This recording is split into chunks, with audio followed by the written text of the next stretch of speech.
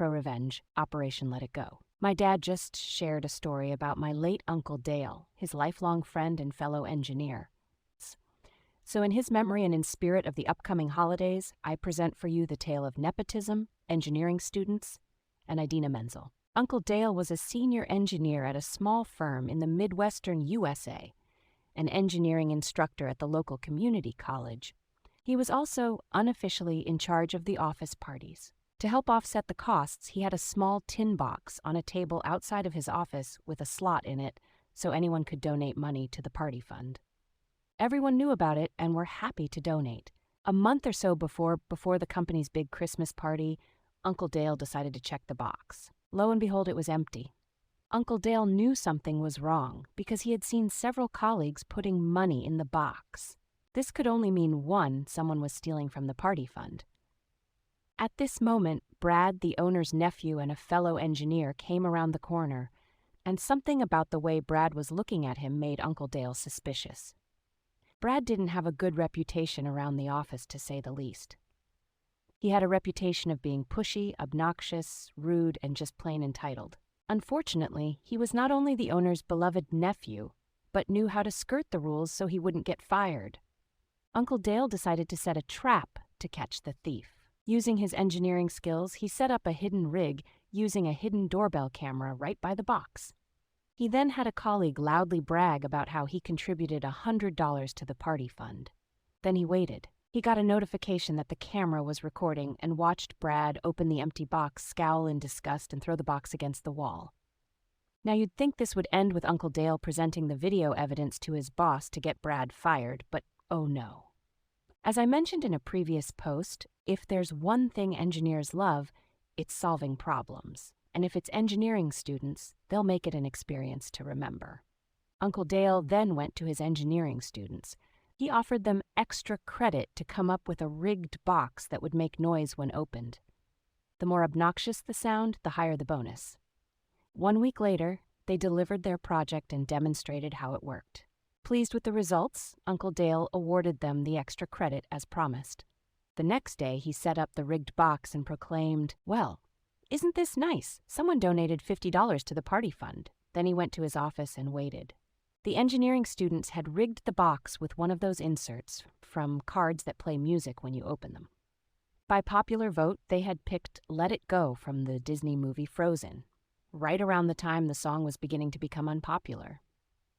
They also managed to ensure that once opened, the box couldn't close unless you pressed a hidden side button, releasing the hinge, so the song would continue to play.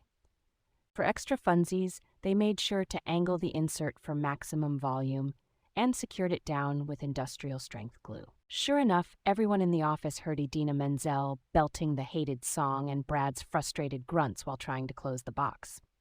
One of those attracted by the sound was Brad's uncle. Finally, Brad chucked the box at the wall, managing to put a good-sized dent in it. The uncle then summoned Brad to his office. 15 minutes later, Brad left with a cardboard box and cleared out his desk, along with a note in his file, "Do not rehire, do not recommend."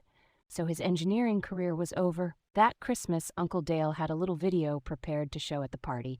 The doorbell camera had caught Brad's attempt to steal from the box, all to the tune of "Let It Go."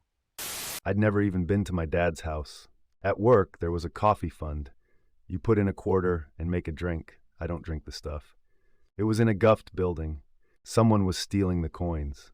Security set up a hidden camera and caught a highly paid engineer stealing. Don't know what happened, but at least he probably got a warning in his file. Too many and he'd lose his security clearance. Without that, he could no longer work there. Cabs and beds and back seats, just trash. Clothes, paper, shoes, garbage bags. What is it with people who high-salaried careers getting off on petty theft of a few dollars? I kind of wish there was a level of judicial punishment that's just a swift slap upside the head and "Didn't your mother raise you right?" I didn't have a key, so I just walked around. From what windows I could look through, the inside was in shambles and hoarded to hell. A friend of mine used to work loss prevention at a large retailer. She said a large amount of her stops were people that could actually afford their stuff. Also, it was a surprising amount of older ladies. Oh, I get it. The song Let It Go was chosen because the thief was let go. Very good. More like they were telling him to let go of the box. That's awesome. But employees need to pay for the holiday party? Always the best way. If the company pays, it's company time, and they can decide to terminate your employment if it's on their time or their dime. Most places I've worked don't have a party, though some have catered a meal in for lunch. One even threatened disciplinary action for employees trying to organize an unofficial party. Haha, well, this one was fun. Karma happens, in this case, because some snob couldn't control himself.